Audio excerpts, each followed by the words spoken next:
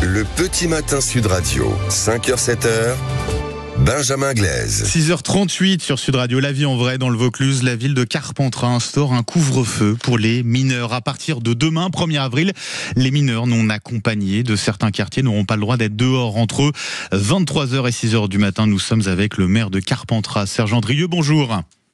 Bonjour. Et merci d'être avec nous ce matin. Qu'est-ce qui vous a amené, monsieur le maire, à prendre une telle décision? Qu'est-ce qui a justifié cette mesure? Vous savez, c'est un constat de délinquance accrue où on s'aperçoit que les jeunes, que les enfants de moins de 13 ans sont dans les rues à faire des mauvais tours. Et de vous à moi, les enfants après 23 heures, ils ont rien à faire dans la rue, quoi. Là, les parents, ils ont une responsabilité et il faut qu'ils l'assument.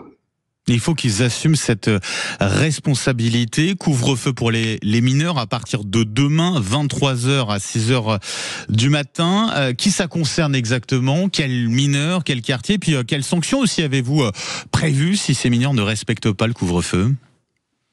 Alors, il y a déjà 5 quartiers bien précis, plus le centre-ville. Ça, c'est le centre-ville concerné également, oui. Oui. Et puis la police municipale et probablement la nationale ont la possibilité d'arrêter ces enfants, de les emmener au poste et d'appeler les parents pour qu'ils viennent les récupérer. Et peut-être tirer un peu les oreilles aux parents.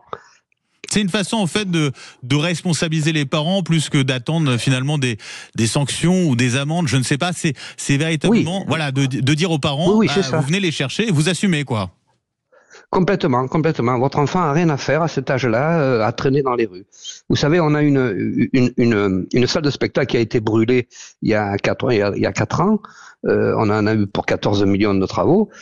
C'est des enfants qui ont brûlé, ce sont des mineurs qui ont brûlé ce bâtiment pour s'amuser. C'était 23h30. Et les parents n'étaient pas là. Donc c'est pas normal, ça.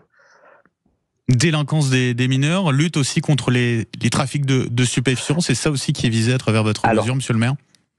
Effectivement, mais ça c'est à titre exceptionnel dans 2-3 quartiers où on sait qu'il y a un trafic assez important et que souvent ils récupèrent ces jeunes parce que c'est des victimes favorites pour eux, ils les récupèrent, ils les mettent au travail, ils font les guetteurs et puis ils peuvent plus en sortir. On a eu déjà plusieurs problèmes comme ça où les enfants étaient séquestrés dans des caves et il a fallu que ce soit les voisins qui se sont aperçus qu'il y avait un mouvement anormal dans ces caves-là pour que la police intervienne. Et là, c'était les enfants qui voulaient s'échapper, sortir du trafic et ils les enfermaient pour pas qu'ils sortent.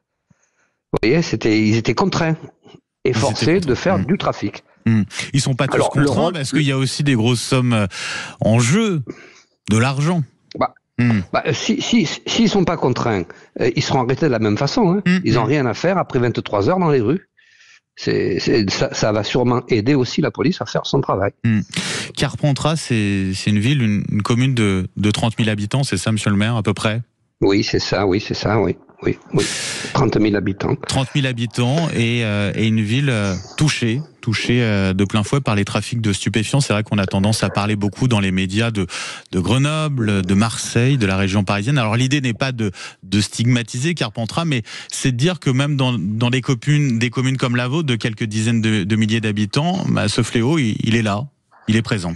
Oui, il existe. Et puis, vous savez, quand la police fait des descentes sur Marseille, eh bien, le trafic, il remonte et il arrive jusqu'à chez nous, quoi. Et même chez nous, aujourd'hui, quand la police, elle surveille de façon accrue les quartiers, ça va dans les villages. Les trafiquants vont dans les villages. Moi, je dis depuis le début, c'est les acheteurs qu'il faut attraper. C'est pas les vendeurs. Les vendeurs, ils en ont rien à faire. Demain, vous les lâchez, ils recommencent. L'acheteur, si vous l'arrêtez, vous le verbalisez, peut-être qu'il réfléchira 2 fois. Et vous, en tant que maire, vous avez quel pouvoir, justement, face à ces trafics? Alors, il y a notamment ce couvre-feu pour les mineurs. Quels sont les pouvoirs dont dispose le maire, en l'occurrence, pour lutter contre ces trafics? Eh bien, ce sont des actions comme celle-là, et seulement celle-là. Et là, je suis au maximum de mon pouvoir. Passé ce délai, je peux plus rien faire d'autre. D'autant plus que aidez-moi à le dire, l'arrêté pourrait pour être attaqué. Alors je sais que ça avait été le cas pour Béziers, hein, qui avait instauré un tel couvre-feu pour les mineurs, la Ligue des droits de l'homme qui avait attaqué la ville en justice. C'est une procédure qui a duré des mois et des mois. Finalement, le Conseil d'État a donné raison à la ville, à Béziers, mais c'est des démarches très longues, quoi. C'est ça aussi l'inquiétude peut-être que vous avez à ce niveau. Forcément qu'on prend toujours ce risque, mais si c'est attaqué, on se défendra, et nous, ce qu'on veut, c'est entretenir tout ça et prévenir cette délinquance de ces enfants qui sont livrés à eux-mêmes ou dont les parents ne sont plus responsables ou je sais pas, où ils ont disparu, j'en sais rien, mais dans tous les cas, c'est à nous à faire ce travail. Pouvoir limité pour le maire, qu'est-ce qu'il faudrait de plus selon vous? Qu'attendez-vous de plus en termes de pouvoir pour pouvoir effectivement lutter contre ce trafic de stupéfiants? Moi, j'attends qu'une chose, ça serait que on verbalise, comme je vous disais tout à l'heure, de façon assez sévère les clients. Bien entendu, s'il n'y a plus de clients, il n'y a plus de vendeurs. C'est aussi simple que ça. Je ne comprends pas pourquoi aujourd'hui nos députés ne prennent pas ce sujet à bras le corps. Là. Serge Andrieux, merci d'avoir été avec nous ce matin sur Sud Radio. Je rappelle, vous êtes le maire de Carpentras, donc qui instaure à partir de demain ce couvre-feu pour les mineurs. Merci d'avoir été avec nous ce matin, monsieur le maire, et passez une très belle journée.